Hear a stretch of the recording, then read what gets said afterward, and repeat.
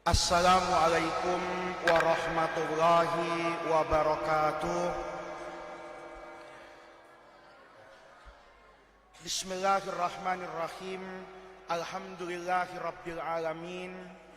Wassalatu wassalamu ala ashrafil anbiya wal mursalin wa ala alihi wa sahbihi ajma'in. Amma ba'du.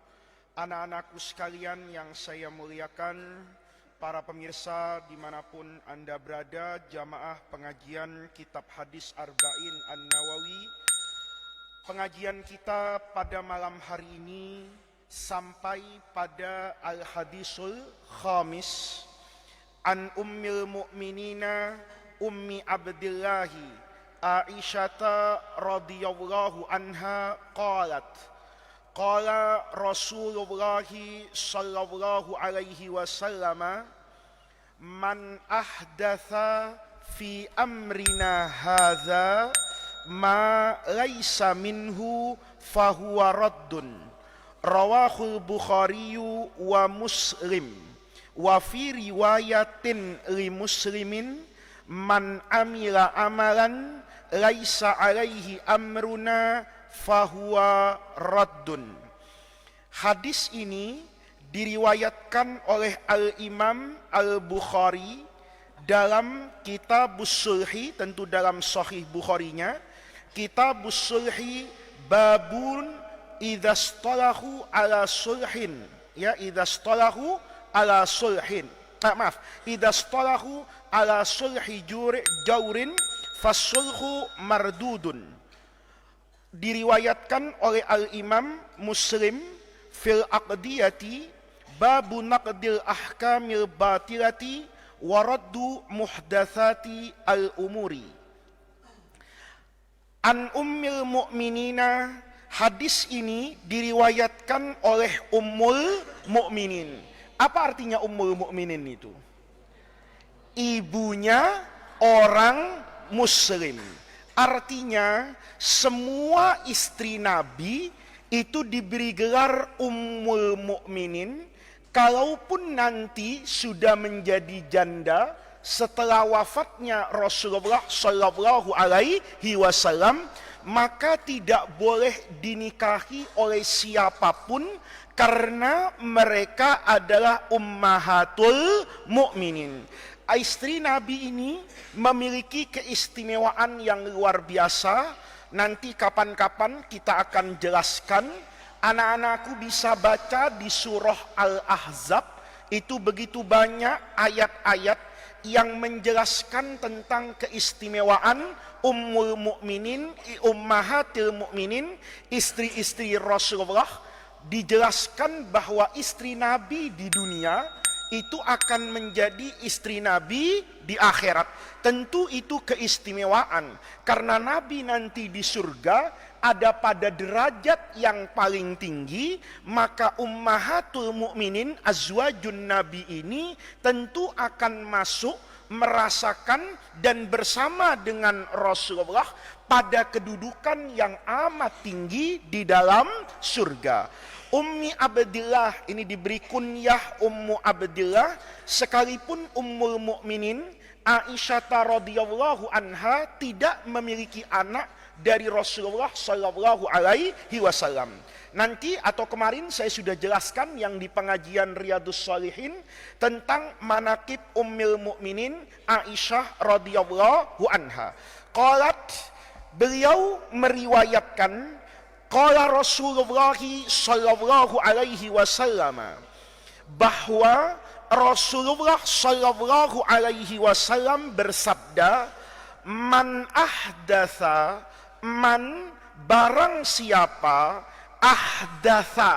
ahdatsa itu mengada-ngadakan, membuat-buat, melakukan inovasi. Ini lihat, melakukan inovasi, kreasi, misalnya fi amrina, dalam perkara agama kita, dalam keberagamaan kita kepada Allah Subhanahu wa ta'ala, dalam ibadah, baik ibadah mahdoh ataupun ibadah yang tidak mahdoh. Ibadah mahdoh itu kayak sholat, Kalau ibadah yang ghairu mahdhah itu sebetulnya semua pekerjaan yang kita kerjakan diniati untuk Allah Subhanahu wa ta'ala. Maka itu juga diartikan sebagai bagian dari apa ini? Ibadah. Ada ibadah khassah, ada ibadah ammah. Ibadah khassah itu kayak sholat maghrib. Itu ibadah apa ini? Khassah. Ada ibadah ammah.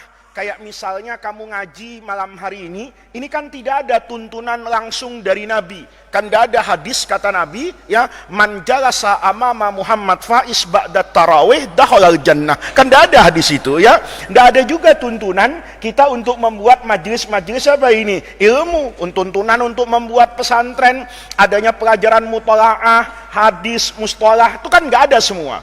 Tetapi ketika ini semua diniati untuk Allah, untuk syiar agama, menjaga agama, melestarikan agama, maka itu semua juga bagian dari apa ini? Ibadah. Makan misalnya, makan itu hukumnya apa? Nggak ada, ya. Tergantung apanya? Orangnya. Ketika dia ingin mempertahankan hidupnya, maka makan itu hukumnya apa itu? Wajib. Karena kalau dia tidak makan, dia akan apa ini? Mati. Kalau dia sengaja tidak makan untuk mati, maka dia seolah-olah membunuh dirinya, bertentangan dengan firman Allah, wala taqtulu anfusakum wala tulqu biaidikum ila tahlukah. Nah, itu namanya ibadah dengan artian yang umum.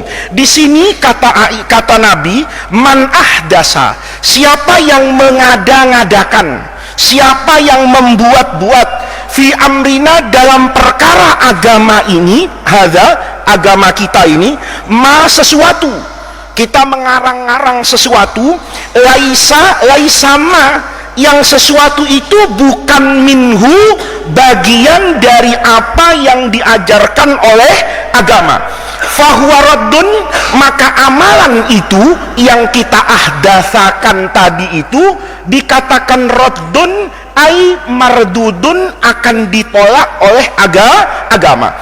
Hadis ini anak-anakku sebetulnya adalah hadis yang sangat penting.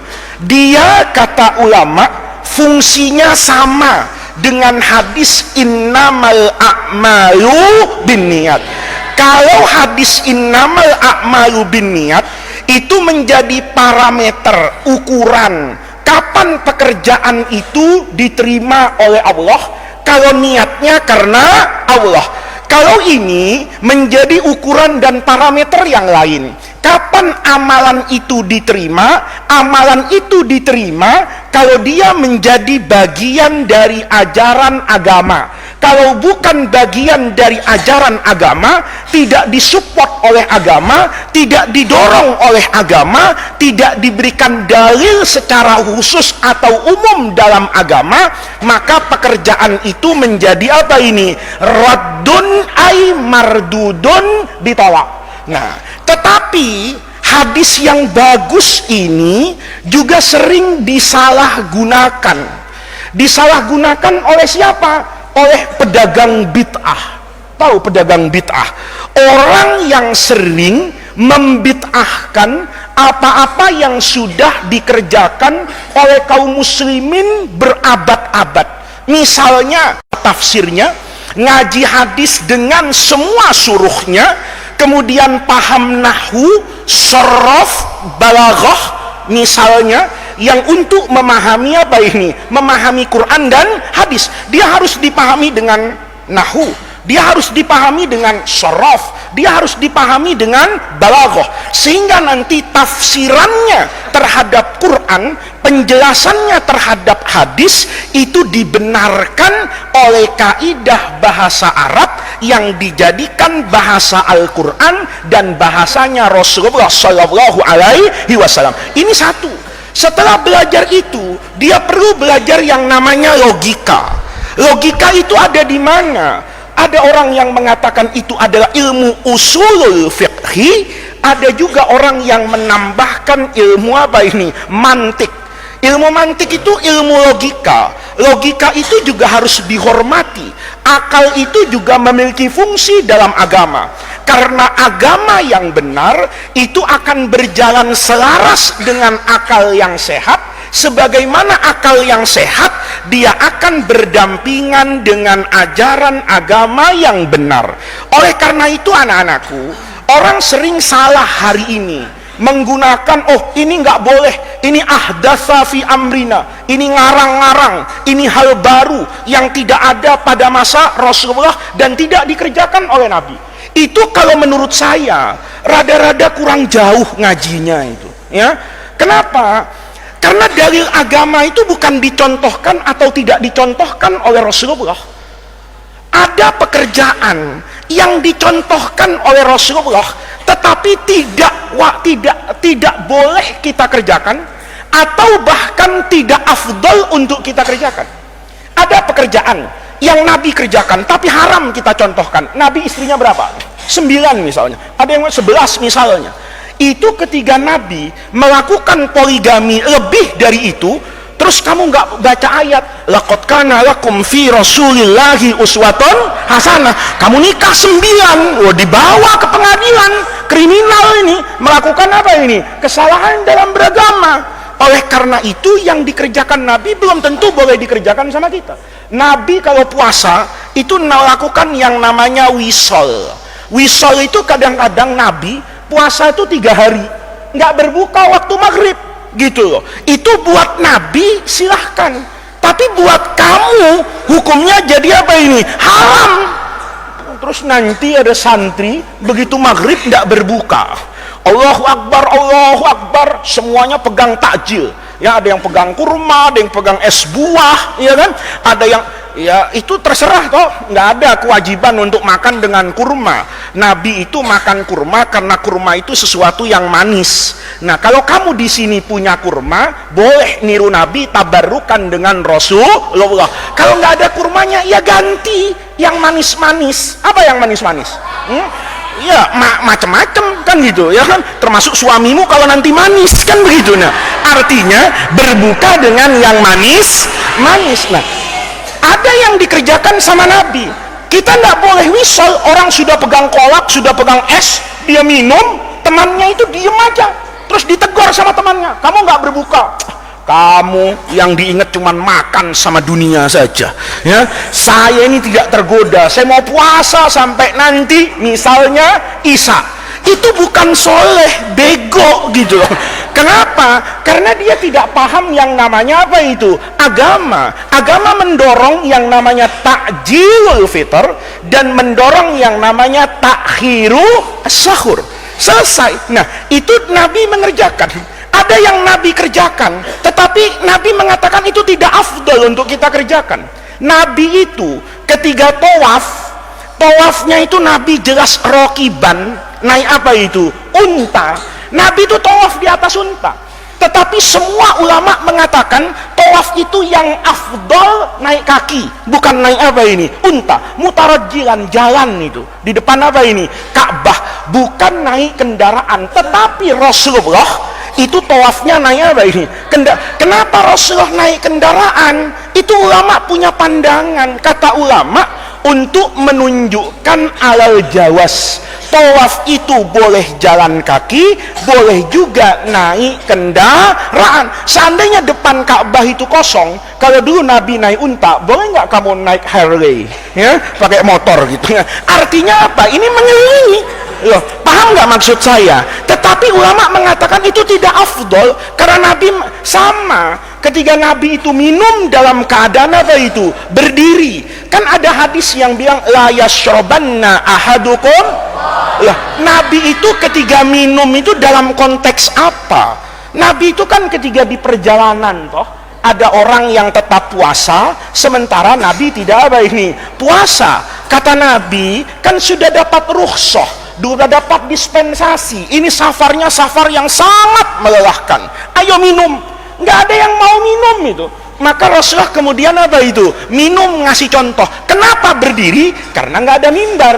Kenapa berdiri? Karena waktu itu tidak ada tempat yang lebih apa ini? Tinggi. Nabi minum itu dengan berdiri untuk menunjukkan al-jawas. Jadi anak-anakku, dalil agama tuh harus dipahami apa ini? Secara utuh. Tidak semua. Jadi nggak boleh orang ketiga bertanya itu pekerjaan dikerjakan apa tidak sama Nabi. Oh, Nabi tidak mengerjakan. Oh, berarti bukan sunnah. Itu tandanya orang kurang ilmu. Karena kamu di Darul Rahman mulai kelas 1 tuh belajar ma huwal hadis wa ma hiyas sunnah. Belajar kan dulu. Jelas as-sunnatu itu ma udifat ilan nabi. Semua yang nempel sama Nabi ini dikembalikan ke Nabi. Min qaulin. Mungkin namanya itu sunnah qauliyah. Nabinya ngomong. Atau Nabi nggak ngomong, tapi Nabi ngerjakan. Namanya sunnah fi'liyah. Jadi kalau ada satu ajaran agama Nabi nggak ngomong tapi Nabi kerjakan, itu juga bagian dari sunnah. Nabi nggak kerjakan tapi Nabi ngomong, itu juga bagian dari apa ini? Sunnah. Jadi sunnah itu lempeng gitu. Semua yang dikaitkan ke Nabi min qaulin au fi'lin, yang terakhir bahkan au takririn. Ada pekerjaan yang Nabi tidak kerjakan, tetapi Nabi memberikan apa ini? Persetujuan. Ini anak-anakku harus paham loh. Ada banyak pekerjaan dulunya itu bukan Nabi yang mengerjakan. Yang mengerjakan itu sahabat. Tetapi kemudian Nabi memberi persetujuan. Oleh karena itu kata ulama sekarang, ada pekerjaan yang tidak dikerjakan oleh Nabi, kemudian saya kerjakan. Boleh apa tidak? Lihat. Apakah pekerjaan saya bertentangan dengan Quran? Apakah pekerjaan saya bertentangan dengan hadis? Itu kan sama, ingin mendapatkan persetujuan agama. Kalau dulu hadisnya bisa ngomong, siapa? Rasulullah. Sekarang hadisnya ada di kitab-kitab. Kalau saya melakukan pekerjaan sesuatu, tidak boleh kemudian Faiz nggak boleh kayak gitu. Kenapa? Nabi nggak kasih contoh. Ada sekian banyak pekerjaan yang dikerjakan oleh sahabat, Nabi tidak mengerjakan, tetapi karena itu baik, Nabi memberikan persetujuan. Apa contohnya? Isra Mi'raj misalnya. Ketika Nabi Mi'raj itu, Nabi diperlihatkan surga, Nabi dengar itu. Daffa na'lai Bilal. Suara sendalnya Bilal. Kamu tahu nggak? Kalau jalan tuh kan ada tuh orang yang sendalnya nggak ngangkat gitu, srek itu kan, ya ada itu. Kadang-kadang ada santri juga itu, samping rumah kamar Pak Kiai itu srek. Dia mau bilang, Pak Kiai saya lewat samping kamarnya, kan gitu kan. Nah itu namanya daf itu bunyinya sendal. Maka begitu turun Nabi selesai Al-Isra wal Mi'raj, bahkan ini banyak riwayat hadisnya setelah Nabi ada di kota Madinah. Padahal Isra Mi'raj itu masih ada di mana itu? Di Mekah. Ketemu dengan Bilal, Nabi ingat itu. Waktu malam Mi'raj, Nabi itu mendengar suara apa itu? Sendal.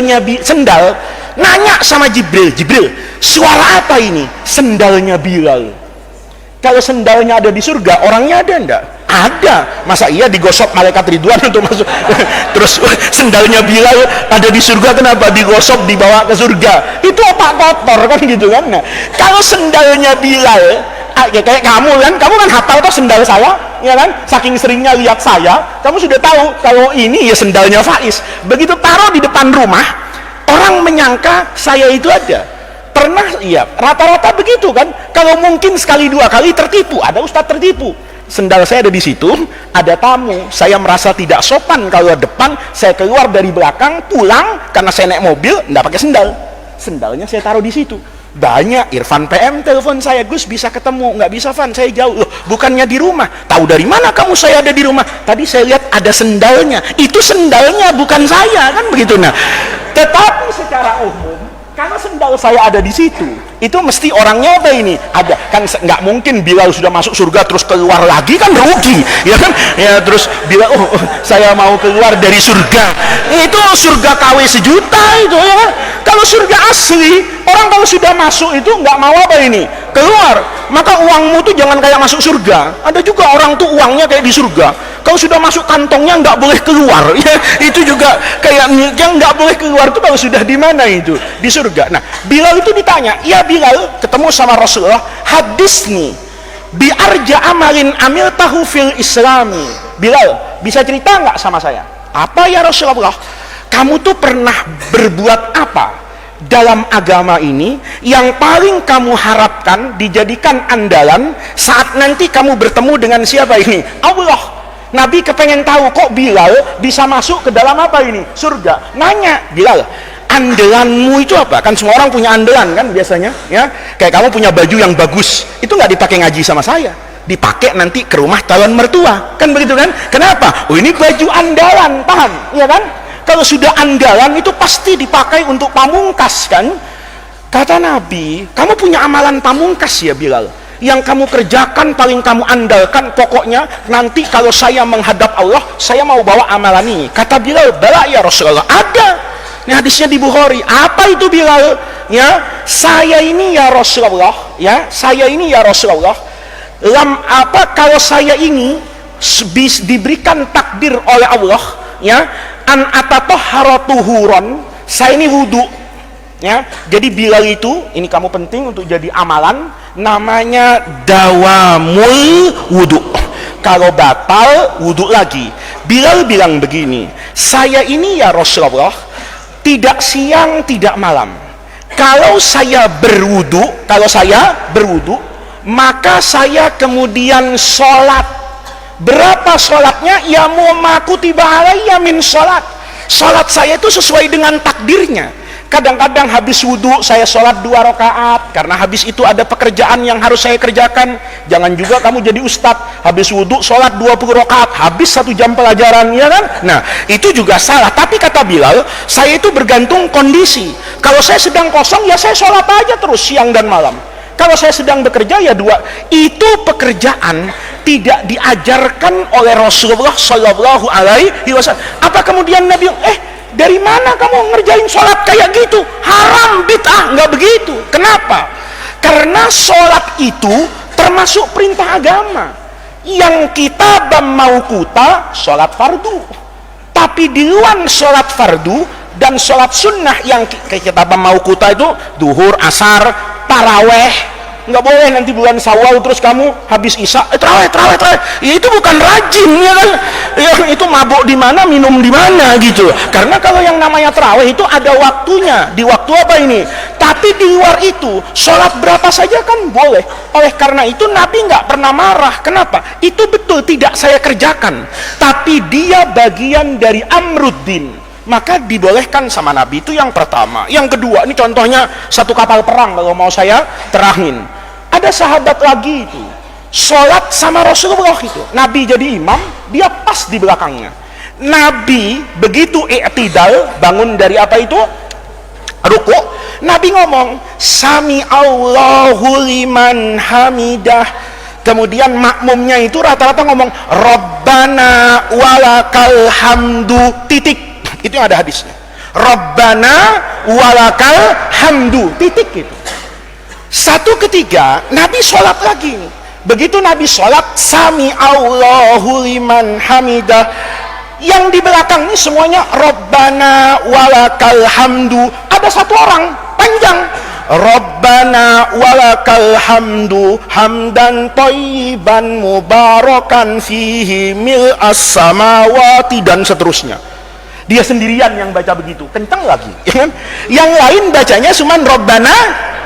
Selesai sholat, Assalamualaikum warahmatullah, Assalamualaikum warahmatullah. Nabi langsung nanya, tadi yang ngomong Rabbana walakal hamdu hamdan thayyiban yang panjang kayak kereta api itu siapa?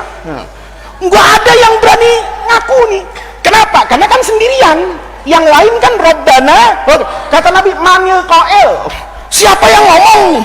Nabi tahu.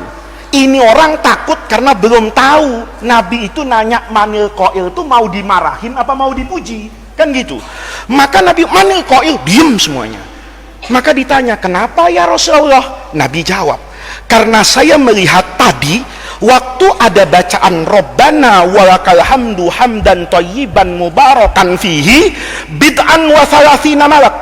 Ada lebih dari 30 malaikat turun dari langit siap menjemput pujian kepada Allah dan akan Allah kasih pahala yang luar biasa. Mendengar itu baru ngomong dia, ana ya Rasulullah. Itu biasa itu ya. Kalau enak ngaku dia, kalau nggak enak nggak ngaku. Itu udah tradisi dari zaman Nabi itu, ya kan? Kalau kamu pakai minyak wangi yang wangi banget, siapa nih minyak wanginya enak ya, langsung saya. Coba pakai minyak krem, ya kan?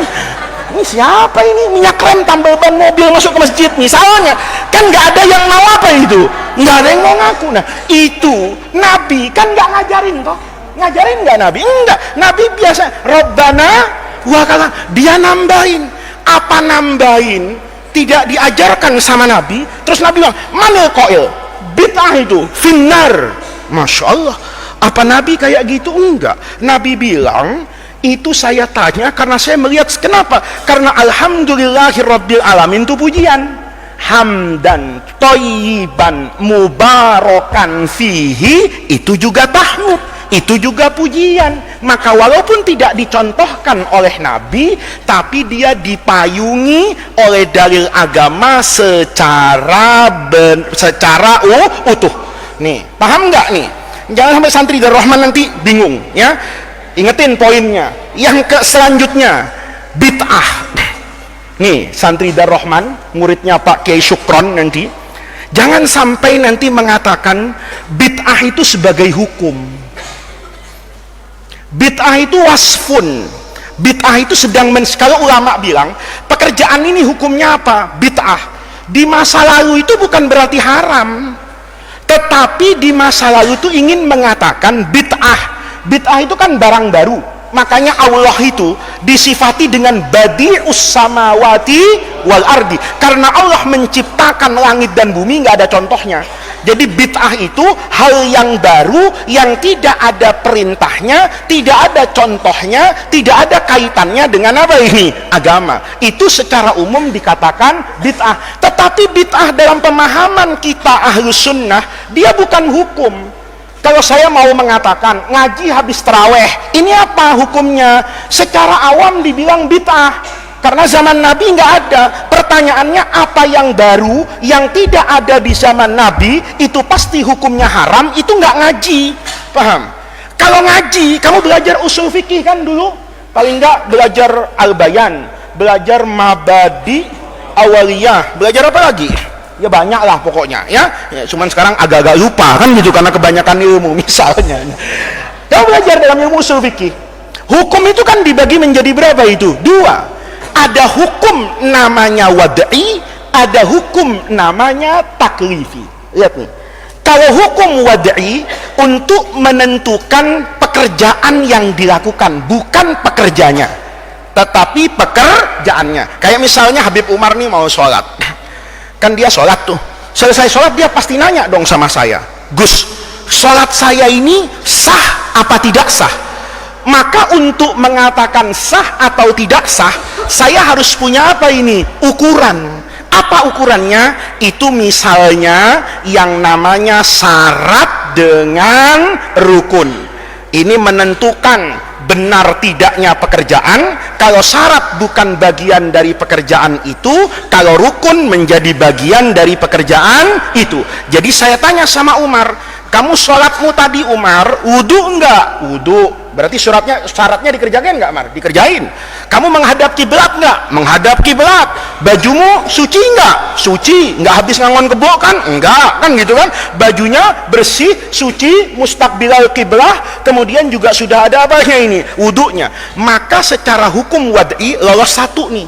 Oh, berarti syaratnya terpenuhi. Saya tanya rukunnya. Kamu salat tadi takbiratul ihram enggak? Allah, jangan sampai langsung bismillahirrahmanirrahim, kan nggak bisa. Kenapa? Karena tidak melakukan takbiratul ihram. Baca Fatihah, baca ruku, i'tidal, semuanya lengkap. Oh, saya bilang pekerjaan dia hukumnya sah karena sholatnya mustaufiyatus suruti wal arkan, memenuhi yang namanya syarat dan rukun. Kemudian Umar tanya lagi sama saya, Gus, sholat duhur itu wajib nggak buat saya? Nah, saya bilang wajib, Mar, karena dalam perintah wa aqimus sholata itu ulama menjelaskan itu adalah as-sholat al-mafrudah, itu jumlahnya ada 5 fi yaumin walailatin. Paham?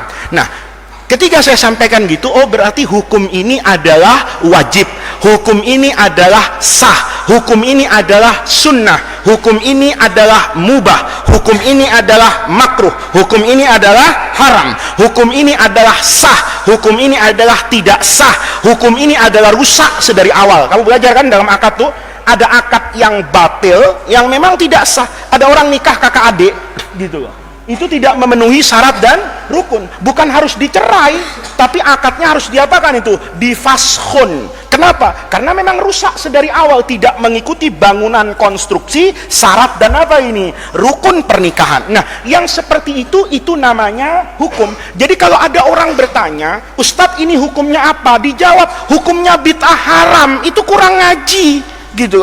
Hukum itu nggak ada hukum bid'ah. Yang ada hukum itu, ya kalau tidak wajib, sunnah, minimal mubah, lawannya ya haram, agak ringanan sedikit namanya makruh. Itu namanya orang belajar apa ini? Ahkam.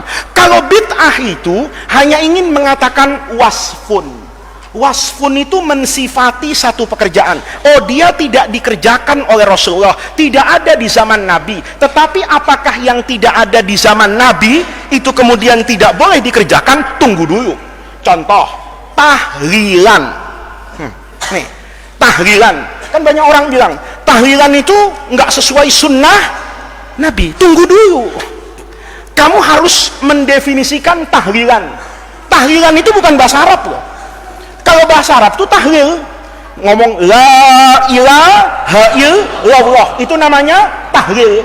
Kalau ada annya, tahlilan beda. Gitu loh. Jangan kamu tahlilan, ada orang juga ahlus sunnah tapi kurang ngaji juga gitu. Tahlil itu boleh kan mengucapkan la, salah. Kalau itu tahlil nggak pakai an, kalau jadi tahlilan beda. Ayo definisikan dulu, apa tahlilan itu? Yang pertama, kumpul dulu. Kalau sendirian nggak tahlilan.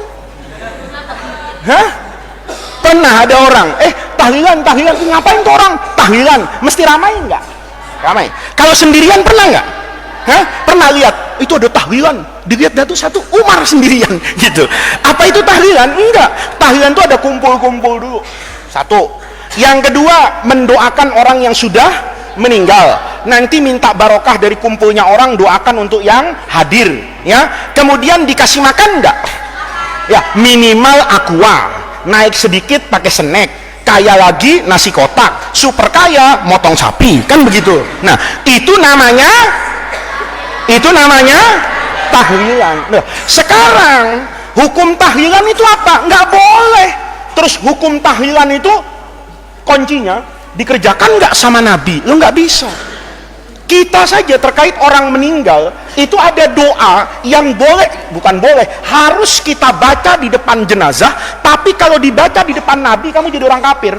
Nih, hati-hati gitu loh, hati-hati. Nabi itu dulu didoakan nggak jenazahnya? Tunggu dulu gitu. Terus kamu doa kayak ngaji itu, belajar ini, Allahumma inkana muhsinan fazid fi ihsanihi wa inkana musian fatajawas an sayyiati. Depannya adalah jasad Rasulullah, kafir kamu. Kenapa kafir? Berarti ragu-ragu Nabi ini orang baik apa enggak? Inkana muhsinan, inkana musian misalnya, enggak gitu, ya kan? Allahumma ighfir lahu warhamhu. Nabi jelas sudah ghafarallahu ma taqaddama min dzambihi wa ma ta'akhkhara. Jangan kemudian menyederhanakan masalah kayak gitu. Nabi ketika meninggal ditahlilin enggak? Lah untuk apa? Gitu loh. Terus siapa yang berani tahlilan? Siapa? Ya ini namanya logika untuk memahami agama secara apa ini? Benar. Jadi anak-anakku, tahlilan itu bukan soal dikerjakan atau tidak dikerjakan oleh Nabi, tapi soalnya bertentangan enggak dengan Quran dan hadis. Lihat nih, secara umum saja yang gampang-gampang satu-satu lah ya. Misalnya, mendoakan orang mati itu disuruh enggak sama agama? Mendoakan orang mati, doanya orang hidup sampai nggak sama orang mati? Sampai. Kalau bilang nggak sampai, mungkin jarang berjamaah itu. Kalau berjamaah, imamnya mesti bilang, ya Orang itu sering mendoakan apa ini? Orang yang sudah sabakuna bil iman. Apa ayatnya? Rabbana firlana dzunubana wa li ikhwanina alladzina bil iman. Itu doanya NU Muhammadiyah apa orang Islam sedunia? Dijaga Karsa, ya kan? Dijaga Karsa di Jakarta Selatan, ke Bogor, ke Cirebon, ke Papua, ke Amerika, ke Jepang, ke Mekah. Doa itu ada nggak? Apa artinya? Rabbana ighfir lana, ampuni dosa kami, wa li ikhwanina alladzina sabaquna bil iman. Apa sabaquna itu? Mendahului lomba lari. Hah? Mendahului apa artinya? Matinya. Bukan yang telah mendahului kita angkatan 39. Ya enggak lah, memang haflatul wada, ya kan? Kamu angkatan berapa sih? 42. Terus bilang sabakuna 41. Ya salah. Sabakuna itu angkatan yang sudah apa itu? Meninggal. Berarti sebenarnya secara fitrah orang itu nggak boleh loh mempermasalahkan doa ini sampai atau nggak sampai gitu loh. Ini kadang-kadang ya orang itu dalilnya juga pakai cocok logi atau pakai logika ya. Kata yang satu, tahlilan doa kepada orang mati nyampe nggak? Dijawab nggak nyampe. Kenapa? Nggak ada bukti tanda terimanya. Memang JNE kan gitu. Memang JNE. Ada yang pro tahlilan, dalilnya juga nggak masuk akal. Tahlilan itu nyampe nggak? Nyampe. Kenapa? Buktinya nggak pernah balik. Ya memang dia kirim paket. Kalau nggak nyampe, loh, kamu kan kalau ngirim apa itu? Ngirim apa? Paket. Kalau Faiz ke sini misalnya kan nyampe. Tapi kalau saya di sini nggak ada yang namanya Faiz, balik nggak kira-kira? Balik kan? Loh, kita doakan selama ini doanya nggak pernah balik. Itu namanya dua-duanya kurang ngaji. Biar yang pro maupun kontra tahlil. Kalau kita nggak mendoakan orang mati secara naluri agama, itu sebetulnya sudah terbaca buat orang yang dekat dengan Al-Quran. Rabbana ighfir lana dzunubana wa li ikhwanina alladzina sabaquna bil iman. Itu artinya orang hidup menghadiahkan doa kepada orang yang meninggal. Itu satu.